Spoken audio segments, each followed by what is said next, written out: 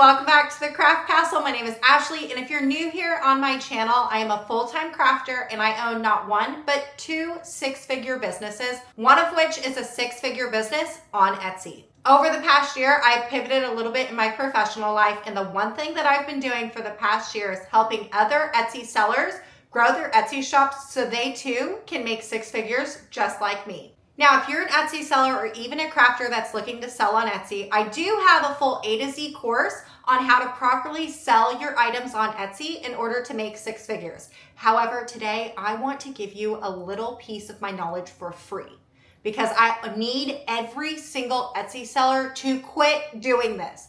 Now, this little tip I'm going to give you, I know for a fact I am going to ruffle some feathers, but hear me out before you get too angry. My opinion is that every single Etsy seller needs to stop using mock-up photos. Look, I get it. I'm an Etsy seller myself. Making a mock-up photo is definitely a lot easier for me than it is to actually make my product and then photograph my product. That's a lot of work for me, which I'm sure it is for you too. Not only is it a lot of work, but it also costs you money, right, to make a product. Let me give you a couple different perspectives of why I think mock-up photos just don't work. First, mock-up photos generally mean that you purchased a template somewhere, and that template is going to be sold to other sellers. For instance, I love the website Creative Fabrica, where it gives you millions of clip art images and mock-up templates at the click of a button. But the problem is that if I download this template, chances are another seller is also going to download the same template and use that template. If you honestly think that you're going to be the only person using that template, you are so wrong. And the one thing that I hear most about selling on Etsy is that there is an oversaturated market of sellers. Our goal as Etsy sellers is to stand out in the crowd, be different than other people. If we're using the same mock-up pictures as all the other sellers in our category, we are never going to have brand identity, or we're not going to be able to stand out in a crowd. If I sell a t-shirt and another seller is also selling a t-shirt using the same template, how is that buyer going to differentiate between me and that other person? They're not. Now, I would like to note here that mock-up pictures are not completely off the table for me. However, I would love to see yourself in those mock-up pictures. An example I like to give is somebody like Auntie Tay. Now, time out here because I do know she does sell her mock-ups. However, let's just say that she didn't, and she keeps these mock-up templates for herself for her own Etsy shop if she had one. Now, she has t-shirt mock-ups, right? She has gone through the painstaking task of taking pictures of herself in every single color t-shirt that she will offer. And the pictures are actually of her face. So let's just say she had an Etsy store and she wanted to make t-shirts. If she used a picture of herself and it was only her, so in a sea of other t-shirt providers, this particular mock-up will only be of her and no one else will have it. There's brand identity there. So if you wanted to go ahead and create your own mock-up templates, creating your own scene and taking those pictures, sure, go right ahead. However, let's go into point 2 of why mock-up pictures don't really work in my opinion. As a seller, what we need to bring the buyer is the experience of in real life buying. So let's think about when you go to a store. Let's say a jewelry store. When you go walking into a jewelry store, you want to look at the item and you want to feel the item, right? You're going to be able to judge the quality, how well it's made, all by touching and seeing the item firsthand. Now, when shoppers shop online, they don't have the ability to look or feel at that item. It is our job as the sellers to encompass all of that in our photos and videos for our customers. This is what's going to drive the sale for your customer. So I know there's going to be a lot of sellers out there that sell courses that tell you SEOs, write better descriptions. However, for me, those things all go hand in hand. SEOs, good descriptions, and very good pictures all drive the buyers to buy your items. If your photos don't give your buyers the in real life experience, they will never purchase from you. They want to look and feel with their eyes. So generally when we talk about mock-up pictures, we are only going to get one angle. Let's say a tumbler. I see so many sellers out there using the same Canva template. While it's easy for us as sellers to make those templates, it is not pleasing to the buyer. If you are trying to get sales, quit doing the templates. For me as a buyer, I want to see that this tumbler that I'm potentially going to buy, I want to know how it's made. You can't see that through a template. Is this a sublimation tumbler? Is this a sticker? Is this laser engraved? Those are things that your pictures aren't going to tell me. Now for me, when it comes to sublimation tumblers especially, I am very nitpicky on the seam on the back. Most of the time on your Canva templates, you're hiding that seam.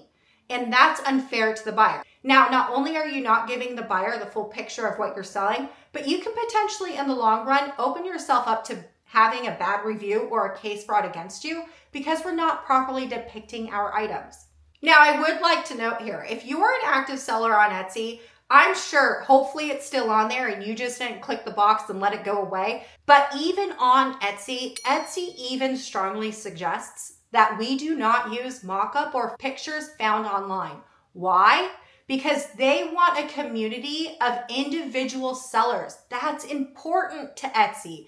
If Etsy is suggesting it, you should be doing it too. That is my rule of thumb when it comes to selling on Etsy. Now, I'm sure I've rocked your boat and you're angry at me. However, I'm going to give you some solutions here. I'm not going to tell you what you shouldn't do. I'm going to tell you now what you should be doing. First and foremost, you're going to say, Ashley, it costs way too much money to make one of every single one of my items. Well, friend, what I suggest you doing is repricing your items to include the cost of your mock-up or prototype item. So what you would do is you would make that item entirely. You're now going to know how much it costs physically to make your item, and you are going to include that into the cost of making your item so you can better price your item for a profit. Now, when you have that one prototype item, you're going to be able to photograph this in real life. That's the beauty of doing it like this. So you have priced the item according to one prototype item, but now you have your prototype item that you can use to photograph everywhere. And I do realize that you're probably still going to push back on this. However, every single company out there that is large and successful make prototype items. Just think of cars. Do you know how expensive it is to make a car? Car manufacturers are building prototypes. Why? Because they want to know exactly how much it costs. They want to know if it's actually a good vehicle, and then they're going to need an example to photograph to sell to the public. Yes, car manufacturers make prototypes, so you should be doing that too. So now that you have your prototype made, you take what your product is and you photograph it in real life. I want to see these products in use. If you are selling coasters, make it in use. Put a cup on a coaster, set up a scene in your living room or in your kitchen and photograph it. I do not want you going out and buying fancy camera equipment. Don't do it. We all have phones in our back pockets now. Open up your phone, set up a cute little staging area for your products, and take a picture. If you are selling t-shirts, put that t-shirt on and start photographing yourself in that t-shirt. You are your best model for your brand. Now, I do want to challenge you in this type of thinking. Anytime that you are working on your Etsy shop and you're trying to improve your Etsy shop, you need to take a step back and think, what would the buyer appreciate? Would the buyer appreciate you in a real life picture showing all the sides of your product? Or would they appreciate one photo of just a flat lay mock-up? What do you think would encourage the buyer to buy? Chances are, if you're really being honest with yourself, your customer is actually going to appreciate that they have 10 pictures instead of just one flat lay mock-up. Now, I do have a little money saving hack for you because now that we're going to be taking pictures of our products with our phones, did you know that if you are an active Etsy seller, that you get a very popular photo editing service free for 6 months. You're gonna wanna check the link in the description because I'm gonna leave that there for you because you're gonna get it for 6 months for free. It's gonna change your world, I promise you. Now, if you found that this video is helpful, just think of what my A to Z guide to selling on Etsy is like. It is filled over 20 modules of everything you need to know about selling on Etsy and to make 6 figures. Some of the things we talk about within my Etsy course is how to list your items properly on Etsy, optimized with SEOs. SEOs really mean search engine optimization. However, essentially what it means is how in the world are you gonna get seen on the internet? And I'm gonna show you how to optimize all of your listings for that. In my course, we also talk about free marketing and how to get free shipping supplies. And if you're an active seller on Etsy, I bet you didn't know that you can optimize your Etsy homepage for SEOs. So you can be found on the internet more often just by your homepage. And the most important thing that I talk about within the Etsy course is how to properly price your items. I have a full module on pricing your items for success. I talk about how to determine your profit, how to price your items. I talk about all about the Etsy fees. So you start putting money in your pocket, because the worst thing that can happen in a business is great, you get a whole lot of sales, but if you're not putting your pennies back into your pocket, you're missing out. And the whole point of being our own business owner is that we don't have to ever go back to corporate life. So if you're not gaining a profit for your business, you're hurting yourself and only yourself.